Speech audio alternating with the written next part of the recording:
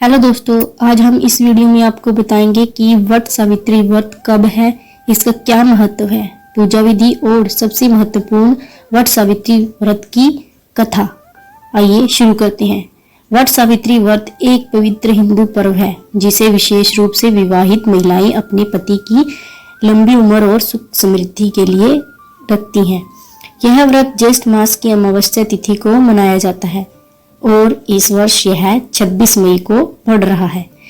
वट सावित्री व्रत का क्या महत्व है? इस दिन महिलाएं उपवास रखती हैं और वट यानी बरगद वृक्ष की पूजा करती हैं। वट वृक्ष को अक्षय अविनाशी जीवन का प्रतीक माना जाता है और सावित्री के दृढ़ संकल्प, निष्ठा और बुद्धिमानी की पूजा होती है। व्रत विधि। व्रत रखने वाली महिलाएं प्रातः स्नान करके व्रत का संकल्प लेती हैं। व्रती नए साफ सुथरे वस्त्र पहनती हैं और श्रृंगार करती हैं। वट वृक्ष के नीचे जाकर या घर पर उसकी प्रतिकृति बनाकर पूजा की जाती है। कच्चा सूत धागा वट वृक्ष के चारों ओर लपेटा जाता है और 7 या 108 बार। पूजा में कच्चा दूध, जल, फल, फूल, रोली, अक्षत और मिठाई का प्रयोग किया जाता है। सावित्री सत्यवान की कथा सुनना और सुनाना अनिवार्य होता है।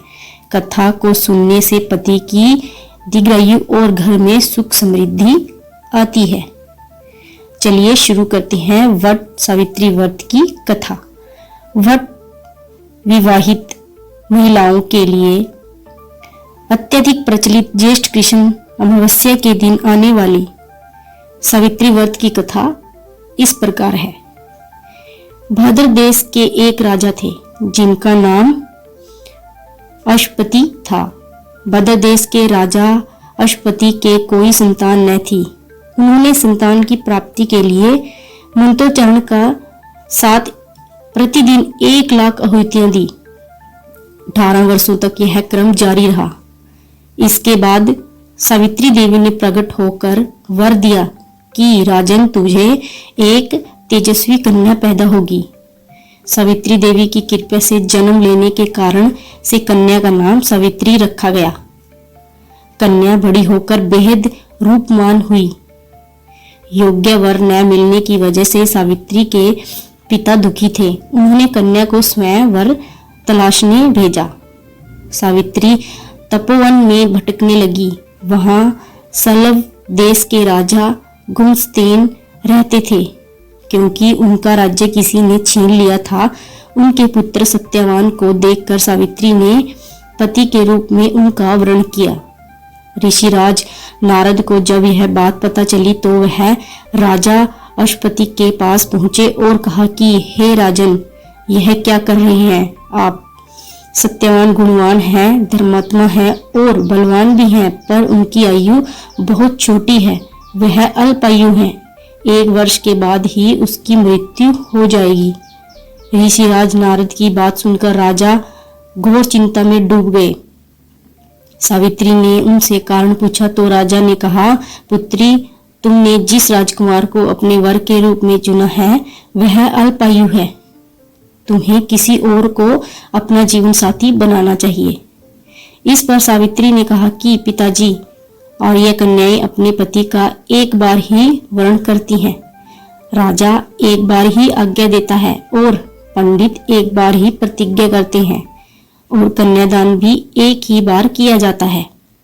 सावित्री हट करने लगी और बोली, मैं सत्यवान से ही विवाह करूंगी। राजा अश्वपति ने सावित्री का विवाह सत्यवान से कर दिया। सावित्री अपने ससुराल पहुंचते ही सास ससुर की सेवा करने लगी। समय बीतता चला गया। नारद मुनि ने सावित्री को पहले ही सत्यवान की मृत्यु के दिन के बारे में बता दिया था। वह दिन जैसे जैसे करीब आने लगा, सावित्री अधीर होने लगी। उन्होंने 3 दिन पहले से ही उपवास शुरू कर दिया। नारद मुनि द्वारा कथित निश्चित तिथि पर पितरों का पूजन किया। हर दिन की तरह सत्यवान उस दिन भी लकड़ी काटने जंगल चले गए। साथ में सावित्री भी गई। जंगल में पहुंचकर सत्यवान लकड़ी काटने के लिए एक पेड़ पर चढ़ गए। तभी उसके सिर में तेज दर्द हो गया। दर्द से व्याकुल सत्यवान पेड़ से नीचे उतर गए। सावित्री अपना भविष्य समझ गई। सत्यवान के सिर को गोद में रखकर सावित्री सत्यवान का सिर सहलाने लगी। तभी वहां यमराज आते देखे। यमराज अपने साथ सत्यवान को ले जाने लगे। सावित्री भी उनके पीछे पीछे चल पड़ी। यमराज ने सावित्री को समझाने की कोशिश की कि यही विधि का विधान है, लेकिन सावित्री नहीं मानी।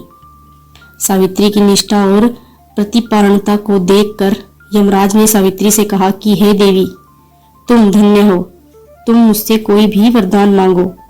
सावित्री ने कहा कि मेरे सास ससुर वनवासी और अंधे हैं, उन्हें आप दिव्य ज्योति प्रदान करें।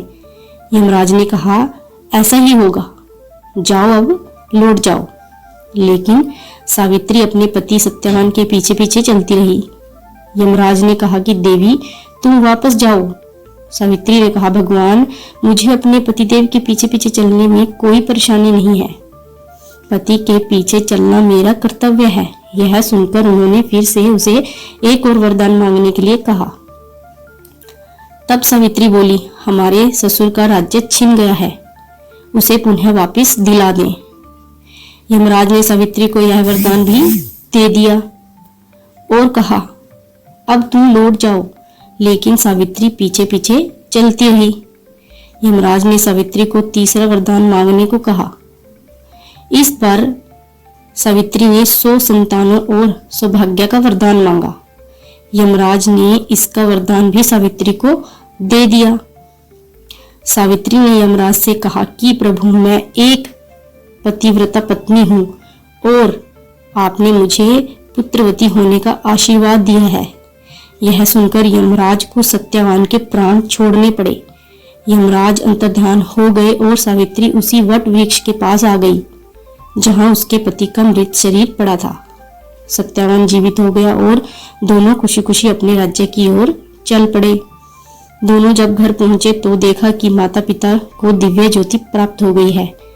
इस प्रकार सावित्री सत्यवान चिरकाल तक राज्य सुख भोगते रहे। अतः पतिव्रता सावित्री के अनुरूप ही प्रथम अपने सास ससुर का उचित पूजन करने के साथ ही अन्य विविधाओं को प्रारंभ करें। वट सावित्री व्रत करने और इस कथा को सुनने से उपासक के वैवाहिक जीवन या जीवन साथी की आयु पर किसी प्रकार का कोई संकट आया भी हो तो वो टल जाता है। अगर आपको ये कथा, ये वीडियो अच्छी लगी हो तो लाइक कीजिए और चैनल को सब्सक्राइब कीजिए। धन्यवाद।